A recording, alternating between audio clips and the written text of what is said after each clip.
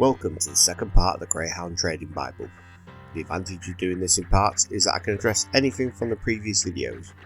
Big question asked from the previous video is why do all the numbers of the winning traps not add up to 100%?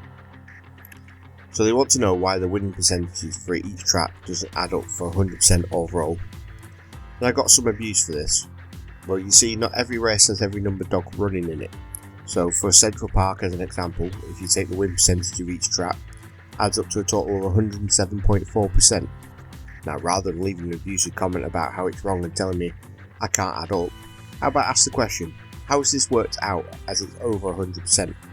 This will then not see your comment deleted and you'll get an answer that explains it. In my example of Central Park, there's now been 1,667 graded races this year, but Dog 1 has run in 1,569 races and won 270 times, giving it a win percentage of 17.2%. The only way it will add up to 100% is if we did 240 race wins out of the total 1,667 races, but we'll be measuring this to include the 98 races where Dog 1 was not entered. At the time of me checking this data for the video, in the 1,667 races, there was a dog admitted 694 times. This is not 694 races, as more than one dog can be left out of a race. Happy to take feedback, but put it in the form of a question and not a statement. Second thing to cover is people saying, why have you not backtested this over an X amount of months and shown us all the results? Easy. I don't trade this every day, and I don't save my results. Also, the people who've DM'd me with the results so far have not discounted races that are not PGR, and they have also included traps where there have been less than 12 races planned, and also not accounted for stopping once you get a void race. Also, if you want the backtest results, feel free to look them up. Can't spoon feed you everything. We're here to teach, not do for you. Again, if it's not for you, then it's not for you. Move on. Right, the main event. In today's video, I'll be looking at how I use timings to profile races. You can use these methods to add them to already shown methods to layer up your profiling. This would be a long video with more than one strategy added in, so I will cover this in one video as one strategy. We're going to be looking at my old friend and your enemy, standard deviation. Don't worry, I will walk you over the maths for this and show you how to work it out and then how you can do this for yourself with the results. First, we need to select a race. You will then want to select each dog one by one to record its last 10 calculated times to that distance race. So if we're looking at a 480 metre race, we're just going to take the last 10 times it raced at 480 metres. You then want to add all these times together and divide them by 10. This is going to give you the mean number.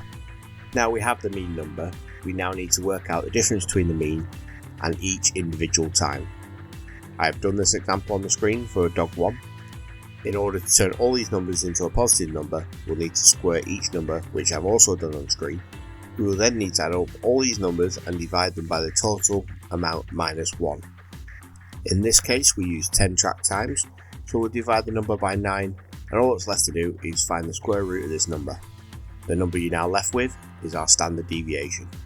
We'll then use this number to work out the dog's predicted slowest time and the dog's predicted quickest time. To make it simple to work out from what I'm going to change all the numbers to 2 decimal places. With Dog 1 in this example, the quickest time would be 29.64, the mean time would be 29.85, and the slowest time would be 30.05 by standard deviation. All we have to do now is repeat this for the other 5 dogs for the race, which I've done on screen. Now we have all of our set times for all 6 dogs.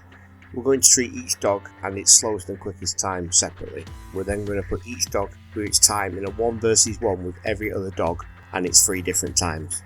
That will mean each dog is being entered into 45 races with other dogs. This is a method used by political parties when calculating money that should be spent on the likelihood of the candidate winning against another party's candidate and then the overall seat. In this race I have a matrix for the 135 1 versus 1 races, the total for this race. We count up the results in the races, so on this matrix if Dog 1 and Dog 2 raced and Dog 1 won, then there is a 1 in the box, and if Dog 2 won, then there is a 2 in the box. We then calculate how many 1 versus 1 races each dog won, and they take that percentage of total races the dog was entered in. In this case we can see that Dog 1 won 17 races out of the 45 to win 37.78% of its races, and before anybody comments that the win percentage don't add up to 100, take a minute to think about it, and if you still think it should, I would just close the video down at this point as it's not for you. We can then see from the race that dog 3 won 73.33% of its races. Now this race was a real example of a race, and the dog 3 won with a price of 6 to 1. Dog 5 was a likely contender for second, but took a hit and finished third. You would use this as an additional layer to your profiling of a dog race. Now you may get a race where there is a dog or two that has times that are massive off the pace, and this is where you look into this. This could be because it took a tumble, got bumped, or jumped into a pond. The last one is a joke, but I recommend watching the clip on YouTube. I'll get James to put the link in the description. So how do I deal with a discrepancy in this information? I change the mean to median. Let me explain this better in a real world example of why average numbers don't work sometimes.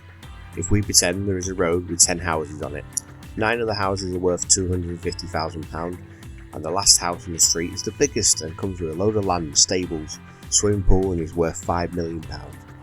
Now if we add up all the house prices together, we would get a total of 7.25 million. And when we divide this by the 10 houses, that will make the average house price of the street 725,000, where in fact 90% of the houses are worth £250,000. So we apply the median method, where we put the house prices in order of cheapest to most expensive, and then we eliminate a house from one end and a house from the other end to get down to the middle number. In this case we have 10 houses, so we're left with house number 5 and house number 6. And we split the difference. In this case, they are both £250,000, so the median house price would be £250,000.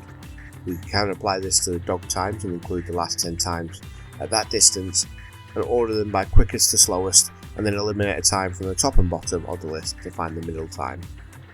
We will then use this number to replace the mean number in the standard deviation formula. People might be tempted to skip the race with an anomaly in and just carry on with the average as a mean and use some data from older races. The median way is far better as you're using the last 10 races still and not making data fit the needs by picking and choosing.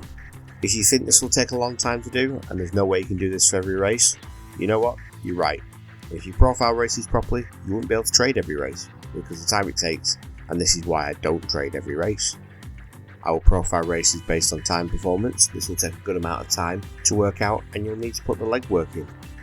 Now if you're enjoying this video series, please give us a like and make sure you subscribe, as this will indicate to us that you would like to see more of this sort of content. Leave a comment if you have a question or you want to raise a debate. If you disagree with what's been said in this video, press Alt F4 on your keyboard now to submit your complaint to us. I've been Mark, this has been the Greyhound Trading Bible Part 2, until next time, happy trading.